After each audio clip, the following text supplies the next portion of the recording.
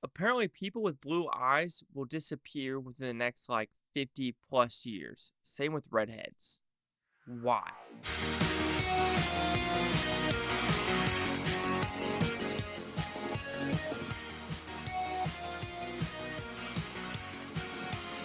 Chase Lee Hockey here with the Blue Futon reviewing the pale blue eye. Not these black eyes, a pale blue eye. Just one of them. So, what's this movie about? It's a pretty simple premise, actually. We are in 1830s West Point. A cadet committed suicide.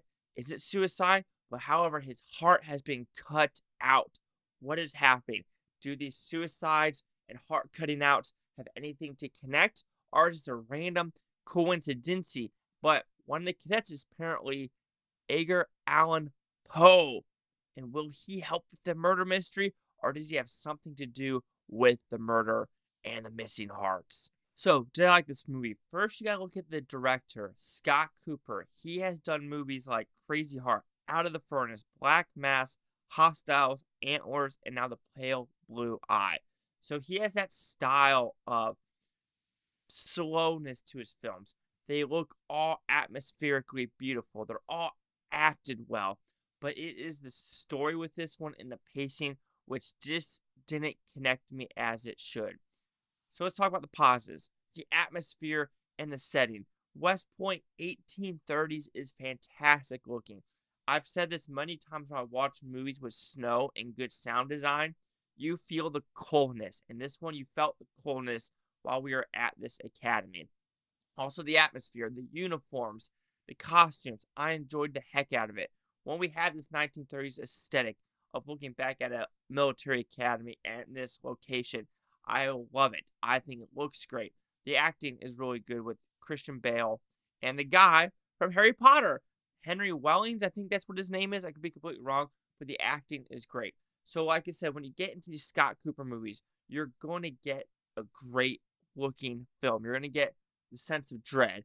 You're going to get no warm colors. None of his movies are warm. So you gotta know that before going into this film. My issue with this film is the pacing and the story itself. When we are introduced to this story, right, we don't know why this cadet commits suicide. Is it suicide? What's with, the heart being out of his body? You have a kind of clue about who is the bad guy in this film. At the first, I would say 15-esque minutes, you go, okay, the evidence is pointing to this person for sure. Got it. And it kind of concludes to that thing. So you're like, okay, I completely understand. But then the real reveal kind of felt hollow. And that's the best way I could say it. To me, it just felt like, okay, I was expecting a little bit more of a gut punch. And I understand it was a tale of revenge. And I do enjoy that. But how the conclusion was told, I felt it was just missing something. I know that sounds really awkward, but I just feel like the ending was whiff. I was expecting a punch. I got a whiff. And that's really, really unfortunate. But the bigger issue, the more is when I think about the film and who the bad guy is and what this person says in the beginning during the autopsy and quote unquote clues that are found. If this person wanted to be innocent or never to be found, this person wouldn't bring anything up, but this person does. So when looking at the story, it felt like it didn't make sense because if this person's goal was to do X, Y, Z because of something that happened to his past, there is no reason for him to bring up some evidence that is found because he knows for a fact he's going to do more murders.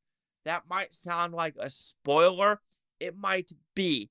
But all I'm going to say is whatever, it just doesn't make sense for the character to do that. So for me, it is character choices, how it was written, and the pacing. I understand what they're going for, this slow, methodical show about a love interest with Poe and one of the characters and something that happens with him. And for me, Poe shouldn't be mad about something that was going to occur to him. There was two stories, and for me, it didn't intertwine as well as it should with some of the characters' final choices. Overall, The Pale Blue Eyes is a great looking movie. It's great acting. I love the atmosphere. However, when you more dissect the story as well as the character arcs and the pacing, it just doesn't fit the bill. So the Pale Blue Eye will receive a 2.5 out of 5 with Futon. So it goes at 50%. We'll see what the critics and news scores gave this one. So have critics a 66% interesting. Audience score 78%. Over 100 for the audience, 118 for the critics. Here's critic consensus. The Pale Blue Eye lacks its source material's piercing gaze, but this well-cast mystery is just intriguing enough to investigate. I mean, I can't really disagree with that critic consensus. So, I mean, if you're interested, do it. But, like I said, expect dread. It's a Scott Cooper movie for sure. 50, 66, 78.